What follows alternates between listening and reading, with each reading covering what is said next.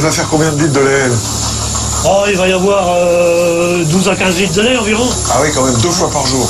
Ouais. Le matin et le soir. Ça fait combien de litres par an? Oh, ça fait environ 720 000 litres par an.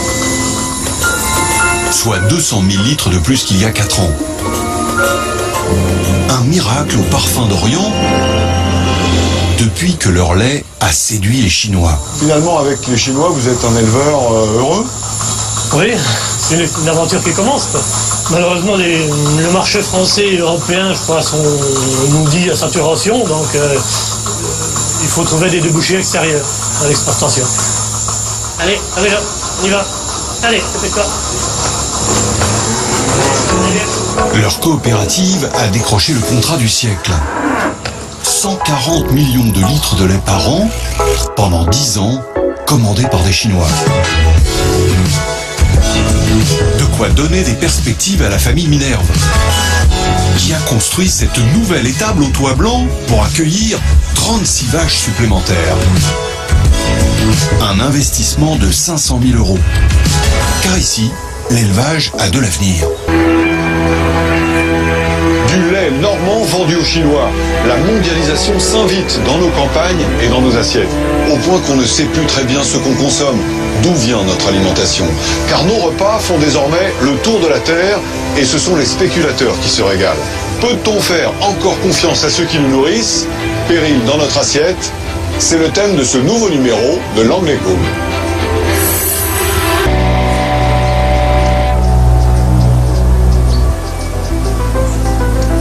Retour en Normandie, ces pâtures d'herbes bien vertes et ces vaches aux mamelles mondialisées.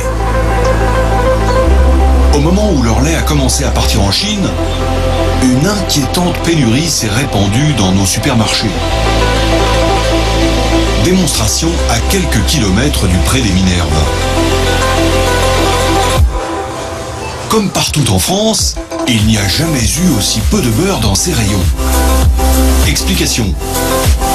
Depuis quelques mois, les cours du beurre flambent sur les marchés mondiaux à 7 000 € la tonne. Alors que les grandes surfaces, qui négocient leurs tarifs une fois par an, l'achètent en moyenne 3 500 € la tonne. 2 fois moins cher.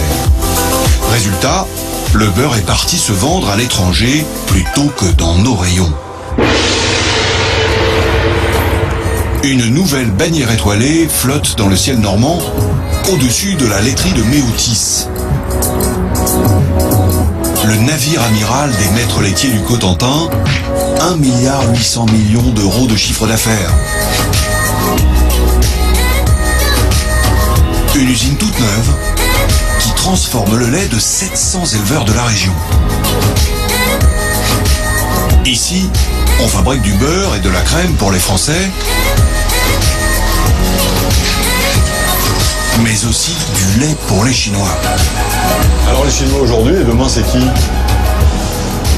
Demain, ça peut être l'Inde, ça peut être l'Amérique du Sud, ça peut être l'Afrique. Tous les marchés émergents. Jean-François Fortin, le directeur général de la coopérative, a décroché ses marchés à l'export. Alors bien sûr, il consacre toujours un peu de lait à la fabrication du beurre. Mais ça n'est pas sa priorité. Et on arrive directement sur le beurre. Le beurre dont on parle beaucoup en ce moment. Pas de pénurie chez vous, hein? Je peux essayer? Bien sûr, pardon.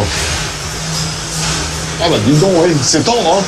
Et alors c'est du beurre qui est vendu quel prix pour le client final? Le beurre qu'on va trouver au niveau du client final à 10 € le kilo au bois. C'est du haut de gamme. C'est du haut de gamme. Du bon beurre de Baratte, fabriqué dans ce tonneau métallique, est vendu sous appellation origine protégée au crémier. Faire son beurre, c'est bien, mais c'est beaucoup moins rentable que la ligne de production installée de l'autre côté de la cloison. Ah oui, c'est énorme, hein? C'est la base de production pour le marché chinois ici. Pour remplir le contrat des 690 millions de briquettes par an sur 10 ans. Ça veut dire que d'ici partent 60 conteneurs par semaine? Actuellement 60 conteneurs par semaine, et pour être dans les 690 millions de briquettes par an, on sera en janvier à 123 conteneurs par semaine. Avec d'aussi gros volumes, un tiers de la production annuelle de la coopérative part en Chine, les Normands se font moins regardants sur le label Made in Normandie. Alors voilà les fameuses briquettes qui vont rendre vos éleveurs riches. Exactement. Mais alors dites-moi, c'est du lait français, du lait normand, Dutchco, c'est la vache hollandaise. Je me doutais que vous alliez faire cette remarque. C'est que Il y monsieur... a même un moulin. Voilà. Donc, Les moulins en Normandie, il n'y en a pas beaucoup. il y en a pas hein. beaucoup. Donc en fait, monsieur Chang, qui est le patron de Sinitra, C'est votre client ça. c'est mon client. Il a depuis des années et des années commercialisé des produits de marque hollandaise Une marque hollandaise, un client chinois et puis des producteurs normands. et du lait normand. C'est la mondialisation. Les Chinois achètent ce lait 500 € les 1000 litres, soit 43% de plus que la grande distribution française. Alors les paysans normands ont vite fait leurs calculs. Et ce n'est pas les coûts de transport qui les découragent. Quand j'expédie du produit frais et que je livre des clients à Perpignan par le camion en produit frais, ça me coûte plus cher d'aller de Cherbourg à Perpignan que de monter dans le bateau au Havre pour aller à Shanghai.